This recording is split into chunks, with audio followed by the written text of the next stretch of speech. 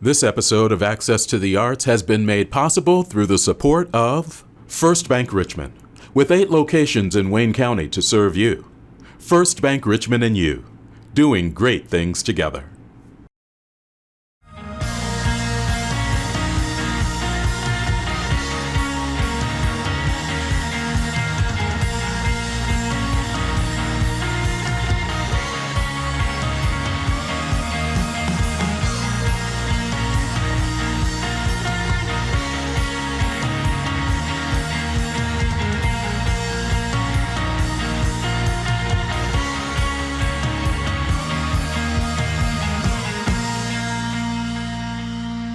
Hi, and welcome to Access to the Arts. I'm Eric.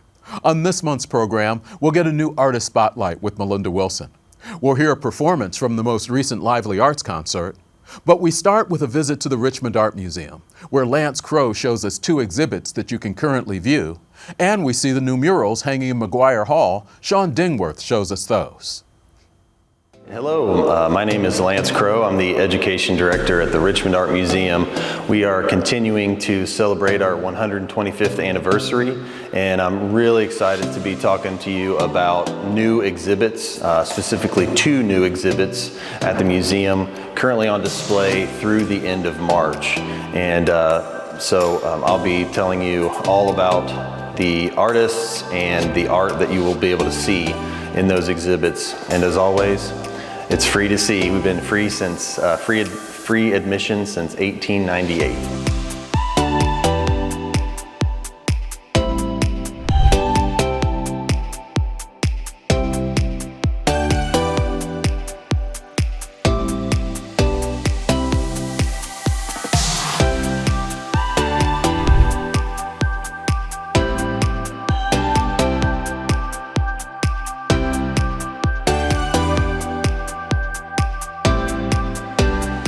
So we are currently standing in the exhibit by Latasha Stone Kagi. She is an artist from Greenville, Ohio, and she's a resident of Greenville, but she spent a lot of her time growing up in Richmond, Indiana, because her interest and friend group led her over here. There was a skate park over here. She was interested in skateboarding.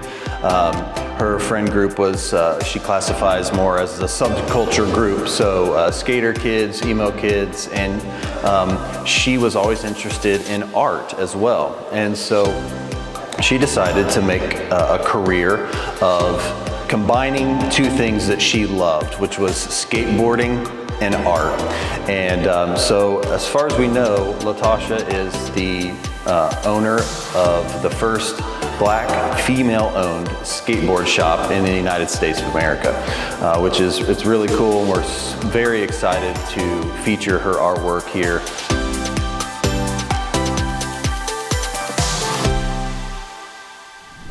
The Richmond High School students will all visit this exhibit over the course of the next month.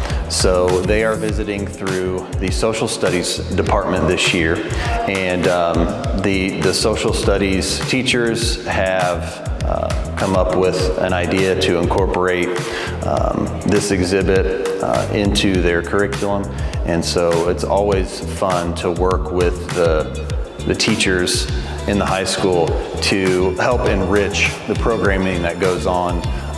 They do great work at the high school, and we're really happy to be able to supplement that with the artwork that's on display in the museum. So as you can tell by looking at some of the artwork in this exhibit, Latasha was heavily influenced by anime and by skateboard culture. She loves to do digital design and digital artwork, as well as she's begun to work in oils and acrylic as well. And so she has a variety of mediums. She classifies herself as a multidisciplinary artist. And a couple of the things that we'd like to note about Latasha's career is she has worked with Kellogg's and Pop-Tarts to create 2 different skateboards and some grip tape for boards. And so it's kind of a unique collaboration for her art. She also has worked with DC Comics and designed a skateboard for the character Naomi in one of their series. And so her brand, Proper Nar, has been growing and has been featured on a lot of different collaborations. So what we like to do at the Art Museum is show students pathways in the arts. And one of those pathways is on display here. Study of digital artwork, graphic design, and then taking that and moving in an innovative direction, applying that to something that she was passionate about, which is skateboarding. It's on display. It's all on display right here in this exhibit, which is great, we think, for the students to be able to see. Well, I'm super excited for you guys to see my show, and I can't wait to see you there, and hope you enjoy everything.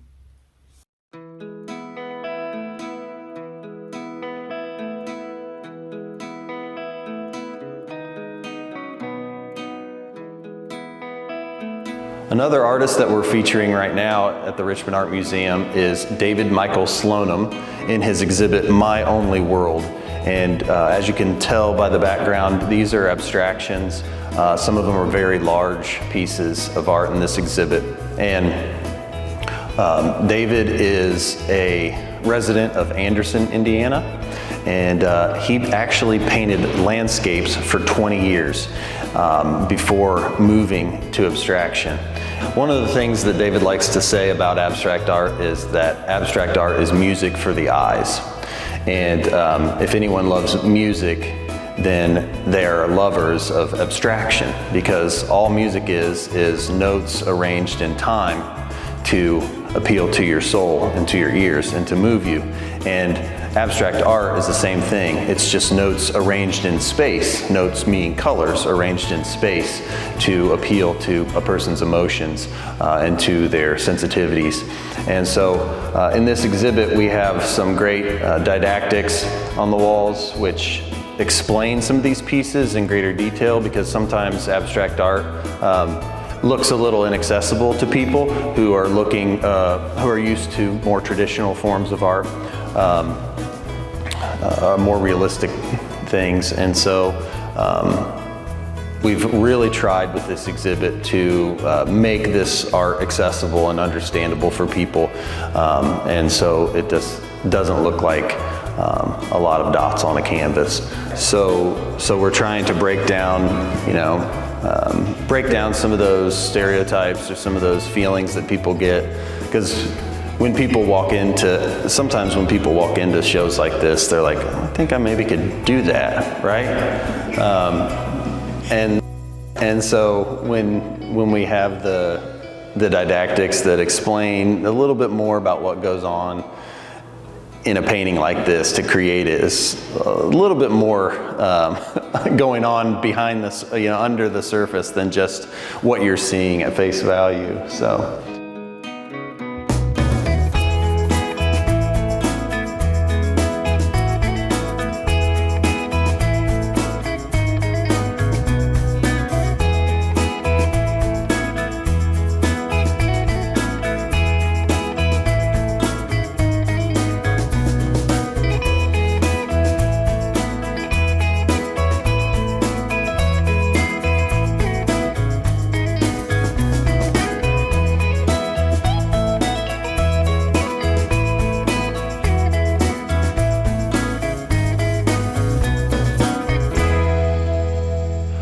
So in addition to these opportunities where all of the high school students are coming down to see these shows through the end of March, Richmond Art Museum also is offering the high school students in Wayne County the opportunity to exhibit in an art museum with the All Wayne County High School Art Exhibition.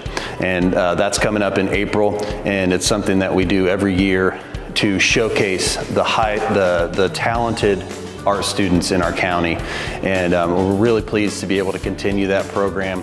It's one of the shows that gets a lot of people into the museum, sometimes for the first time, and it's really a show that holds a lot of weight with not only the students, but the community, and it's one that brings the community closer together and offers art students in Wayne County who oftentimes don't get a chance to showcase their talents the opportunity to do so. And being as that it's in a museum space, it's really a special opportunity for them. The Richmond Art Museum is open Tuesday through Saturday, 10 a.m. to 5 p.m. and it is free admission. We've been free since 1898, so bring your family, bring your friends, bring your kids, and come enjoy this wonderful museum that's been around for 125 years and hopefully 125 more.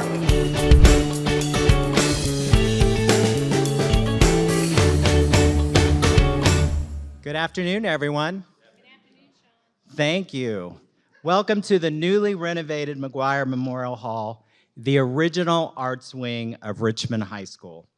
I am Sean Dingworth, Executive Director of the Richmond Art Museum. It is my pleasure to start our program. RAM, founded in 1898, is concluding our 125th year. Our long-standing heritage is a testament to all of those who supported us and those of you who today continue to support us. As part of today's celebration, RAM, with the help of an anonymous donor, was able to commission these 4 murals, which represent our cultural and industrial heritage, which are directly linked. A gateway to the West, the National Road contributed to trade and unprecedented industrial growth in Richmond, providing essential employment for artists in our community. To our knowledge, RAM is the only public art museum in the nation housed within an active public high school. Today, we reach nearly 4,000 students annually, and for many students in our region, RAM is the only art museum they will ever get to visit. Admission-free since 1898, RAM has just been awarded the Governor's Arts Award, the highest honor the stage gives in the arts.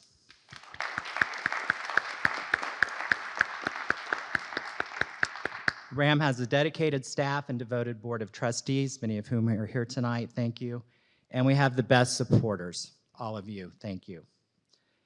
Richmond Community Schools is also the birthplace of the first high school orchestra in America in 1900. The plaque in the foyer recognizes this important distinction. It is also recognition of how important the arts were to Richmond Community Schools and to the curriculum. Today, with your help, both organizations continue to supplement school curriculum and introduce young people to the arts. When I came here 25 years ago, I was not given a key to this auditorium.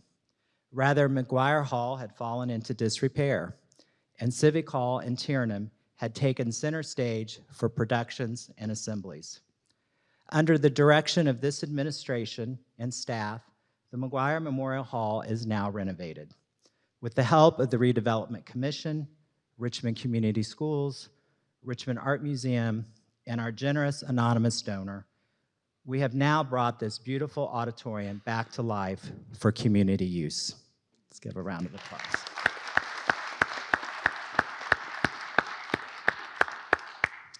It was always a personal vision to place art in the auditorium, a place previously devoid of any art. Surprisingly, as a WPA project, it lacked a mural or any placement of art in the auditorium itself. Today, we now have 4 exquisite panels depicting our past artists and those who are still working in the art field. We are working on finalizing a permanent description key and biographies of those who are represented in the murals. Now, to be clear, we could not begin to include everyone from Richmond or RCS who went on to make a career in the arts.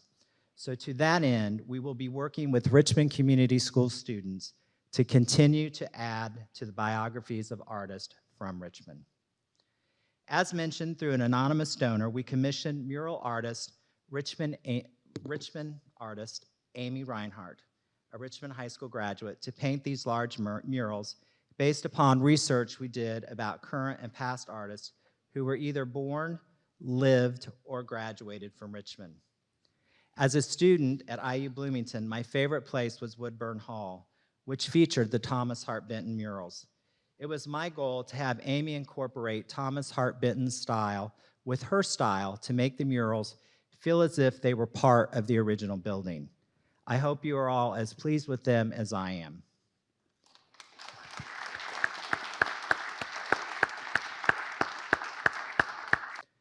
I am thrilled to have the opportunity to share these murals with you and the chance to partner again with RSO. Monica, thank you. Two organizations who are making a difference in our community and in the lives of our children.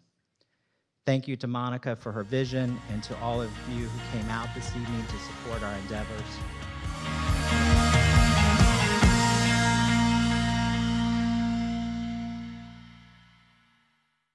A spark, an invitation into the world of the unknown.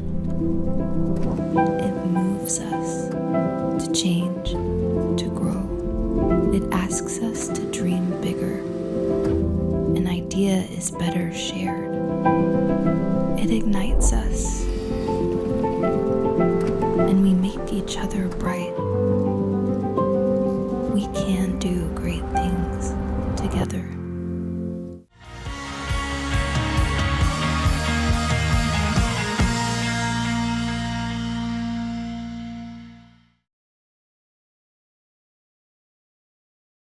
Hello and welcome to Artist Spotlight. I'm Melinda Wilson and I'm here with Deborah Cole. Welcome, Deb.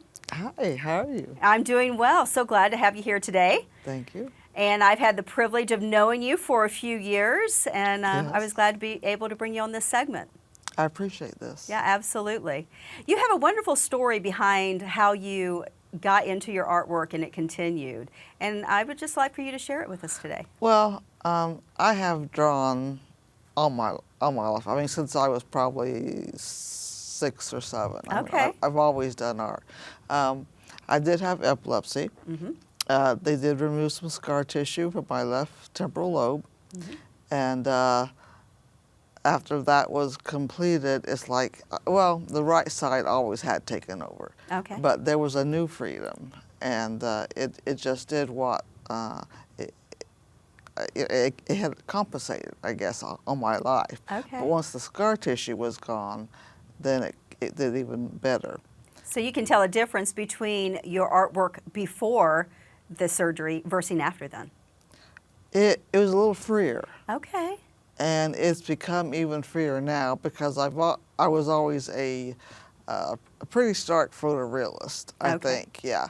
And the last couple of years, I guess, the work has, I always wanted realism, but I wanted to look like a painting. Sure. I wanted that painterly approach that signified it was art and not a photograph. Exactly, exactly. So what mediums do you use? Right now, it's pastel, soft pastel mostly. I do I've done the wax colored pencil and charcoal, but the soft pastels. So you kind of lean more into that then? Yes, that was always a happy medium because I could still draw, but I was painting as well. Okay, that makes sense. So do you have maybe a painting that you have done that just means a lot to you or kind of speaks to you the most? I do both pet portraits and landscapes. Mm-hmm.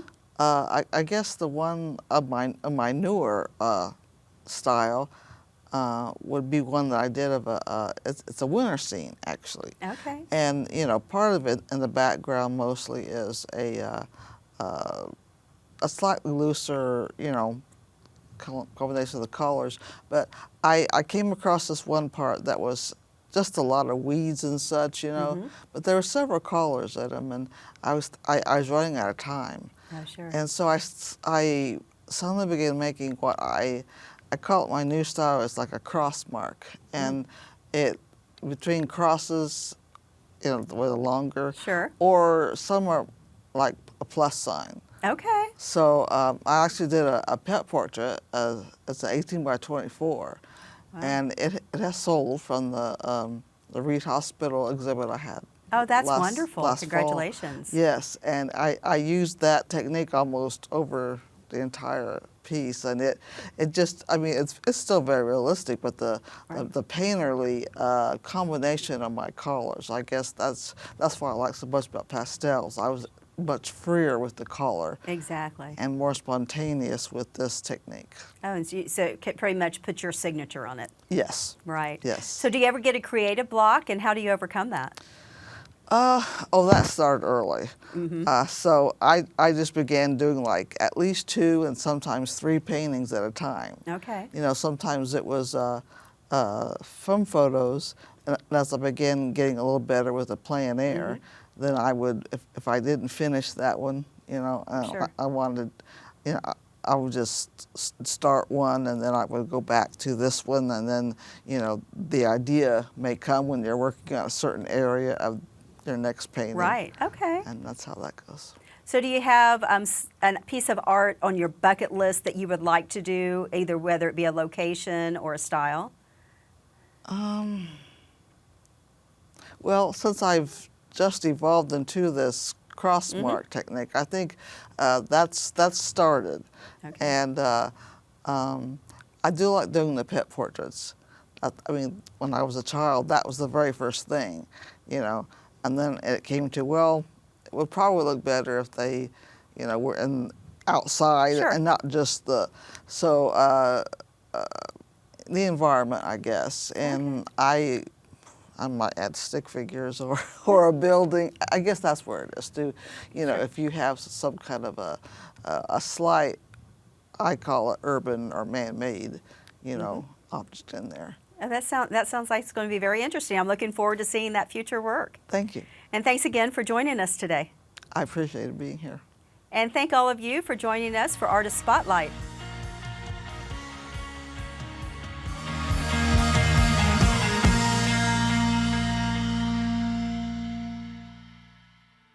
Hi, I'm Monica Koschlein, Executive Director of your Richmond Symphony Orchestra. It is an honor for the RSO to be an integral part of the arts makeup of Richmond and enhance the quality of life of the region. The RSO has been fortunate to exist in a community that has been generous in supporting our efforts for 65 consecutive seasons. Through the pandemic, we have continued to expand our programming. The RSO thanks you for your continued patronage and support.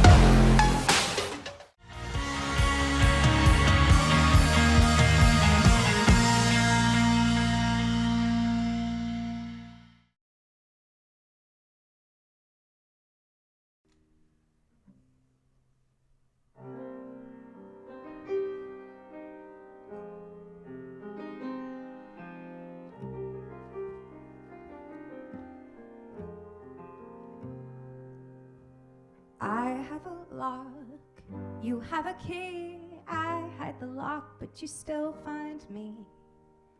Every time I try to breathe, you come along, steal the breath straight from me. If you want me, come and get me. Press me up against the wall. Moving closer, I am willing to be caught in your free fall.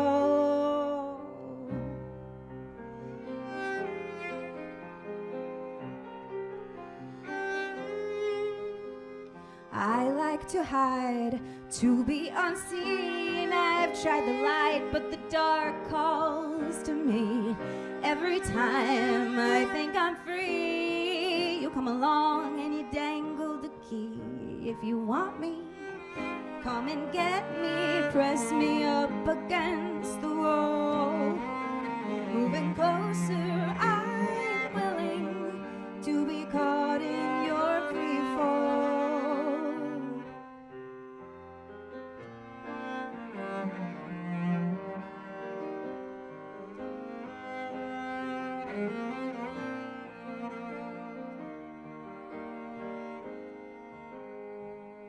Will we write again? Will we sing again? Will we join and then learn to breathe even? Will I disappear when the lights go out? Could we strategize and then figure out? Am I later than I probably should have been? Is there enough time to fill up again? Will you wait for me if I sink again? If I sink again?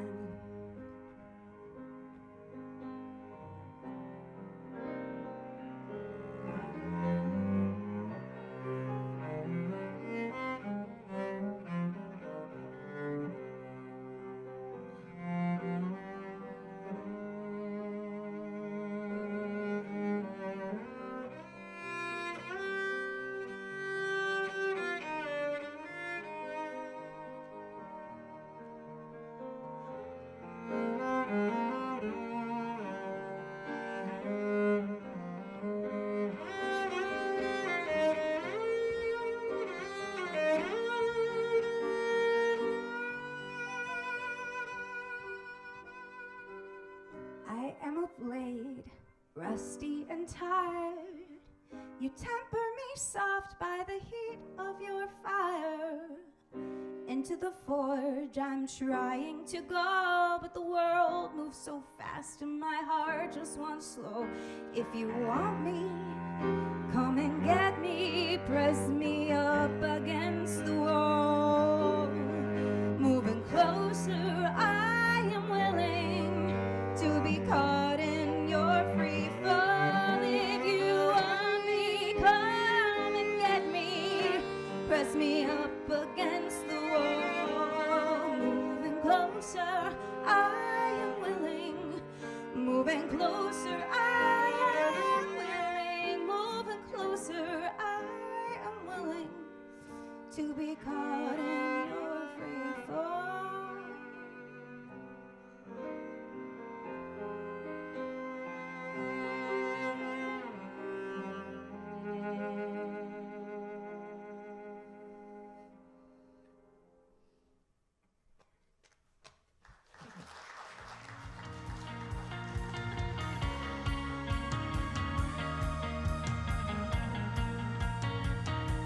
Thanks to everybody who participated in this month's Access to the Arts. We appreciate their support. We appreciate you watching.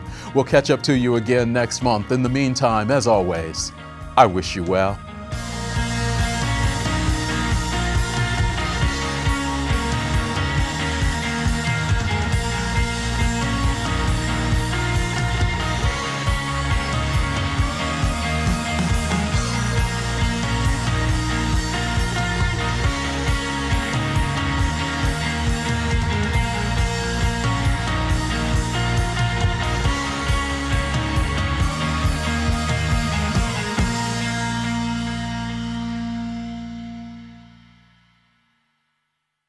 This episode of Access to the Arts has been made possible through the support of First Bank Richmond, with 8 locations in Wayne County to serve you.